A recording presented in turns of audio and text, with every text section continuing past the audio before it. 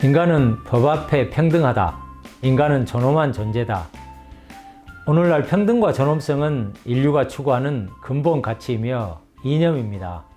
인종, 성별, 종교, 사상, 문화의 차이와 무관하게 모든 인간은 평등하고 존엄한 존재라는 사실. 이러한 가치와 이념은 더 이상 물러설 수 없는 인간 삶의 최고의 원리들입니다. 그런데 여기서 평등이란 말은 굳이 설명하지 않아도 금방 알아차리겠는데, 인간은 존엄한 존재다 라고 말할 때 그 뜻이 무엇이냐고 묻는다면 곧바로 답하기는 쉽지 않은 것 같습니다.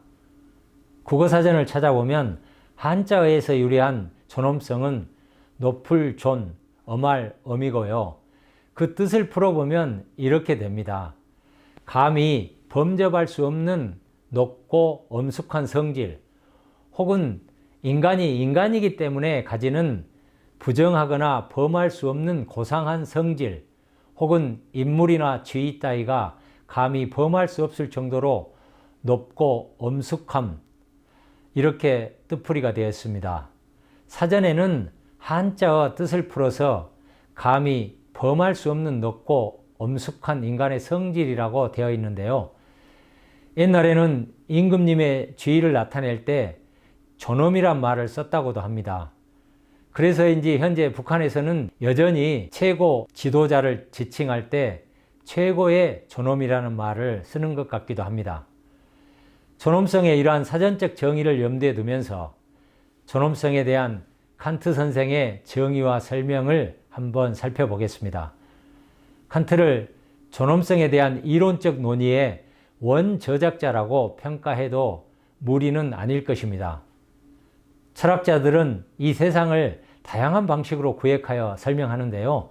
이를테면 고대 철학자 플라톤은 감각과 이데아의 세계로, 서양 근세 철학자 데카르트는 정신과 물질의 세계로 이 세상을 구분하여 설명했습니다.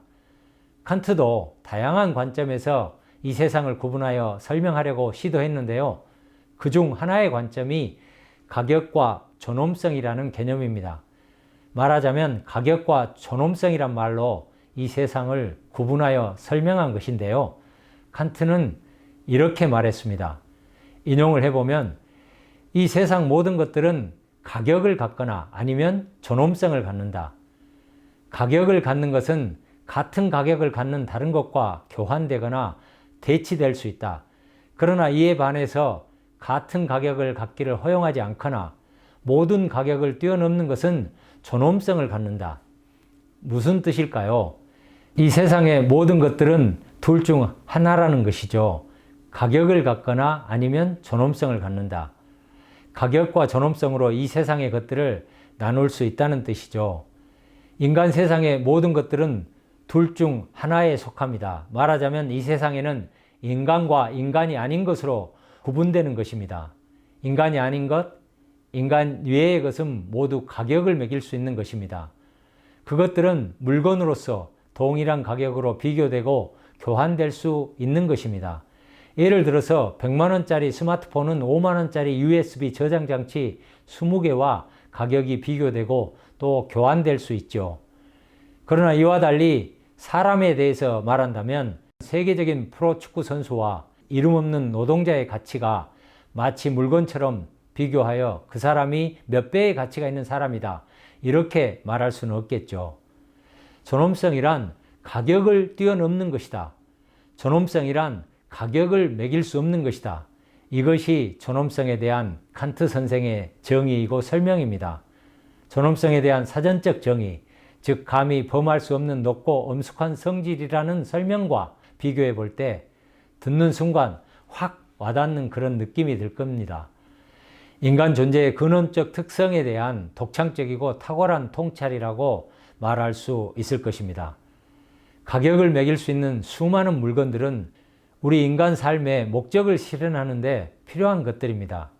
우리의 삶의 수단들이고, 그래서 그것들은 상대적 가치를 갖습니다.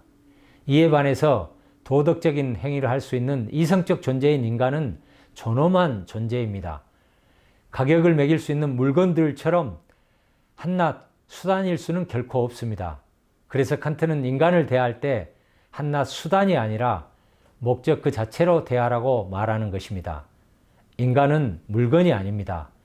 물건처럼 취급하거나 그렇게 막 대해서는 안 된다는 뜻이죠.